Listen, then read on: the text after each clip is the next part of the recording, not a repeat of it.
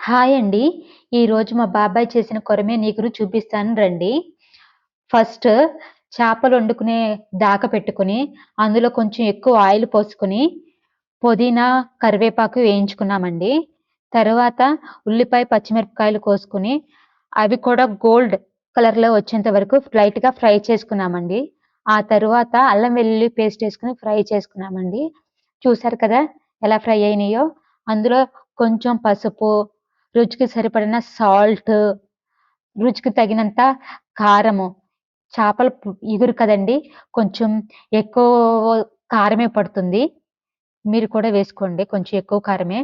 ఇది కూడా కొంచెం ఫ్రై అయిన తర్వాత కొరమేను చేపల ముక్కలు వేసుకోవాలండి. ఇవి కూడా కొంచెం లైట్‌గా ఫ్రై చేసుకోవాలండి ఫస్ట్ మనము. ఇది ఒరిజినల్ కొరమేనా కాదా అని మనకెలా తెలుస్తుందంటే, ఈ ముక్కల్ని మనం నూనెలో వేసుకున్నప్పుడు, ఈ ముక్కలు వంకర తిరుగుతాయండి. అప్పుడు ఇది ఒరిజినల్ కొరమేను. ఇప్పుడు మా ముక్కలు కూడా చూడండి కొంచెం వంకరగా తిరిగినియి. ఇందులో కొంచెం నీళ్లు పోసుకొని, మనం కొంచెం సేపు మూత పెట్టుకొని ఉడికించుకుందామండి. కొంచెం సేపు ఒక 10 నిమిషాలు ఉడికిన తర్వాత, గరం మసాలా వేసుకుందాము. ఈ మసాలాని మనము ఇంట్లోనే రెడీ చేసుకుందామండి. దానిలో కావాల్సినవి చెక్క, లవంగం, ధనియాలు, జీలకర్ర ఇవి లైట్‌గా కొంచెం ఫ్రై చేసుకొని పొడి చేసుకోవాలండి. ఇవి ఇంట్లోనే తయారు చేసుకోవచ్చు. ఈ పొడి వేసుకున్న తర్వాత లైట్‌గా మనము చక్కగా ముక్క పాడవకోకుండా కలుపుకోవాలి. గెరటితో కొంచెము తిప్పుకుంటూ కలుపుకోవాలండి. ఇవి సిమ్‌లో పెట్టుకొని కొంచెము మూత పెట్టుకొని ఉడికించుకోవాలి. ఒక పావు గంట ఉడికిన తర్వాత ఓపెన్ చేసి చూస్తే చూడండి ఎలా ఉందో. కొంచెం పచ్చి కొబ్బరిని మిక్సీ పట్టుకొని, మన కొరమేను ఇగురులో కొంచెం ఏసుకోవాలండి పచ్చి కొబ్బరిని.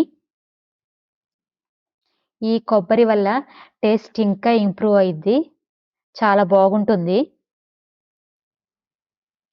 కొబ్బరి వేసిన తర్వాత మంచిగా మిక్స్ చేసుకొని, ఇంకొంచెం సేపు ఉడకనివ్వాలి.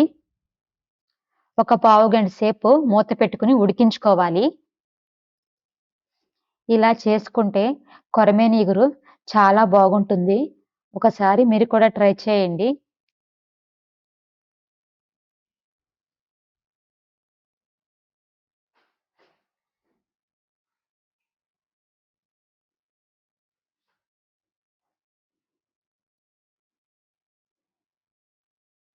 అయిపోయిందండి కొరమేను ఇగురు. ఒక్కసారి తిప్పుకొని, కరివేపాకు పైన వేసుకొని ఆఫ్ చేసేసుకుందాం స్టవ్‌ని మనము. ఈ కొరమేను ఇగురు మీకు మీకు ఎక్కడ దొరకదు. ఇలాంటి టేస్ట్‌తో ఏ రెస్టారెంట్‌లో కూడా దొరకదండి. ఒకసారి మీరు కూడా ట్రై చేయండి. కన్ఫర్మ్‌గా చాలా బాగుంటుంది. ఈ కొరమేను ఇగురు మై ఫేవరెట్ కర్రీ. ఇలా ట్రై చేసి మీరు కూడా చూస్తే మీకు కూడా ఫేవరెట్ కర్రీ అయిపోతుంది.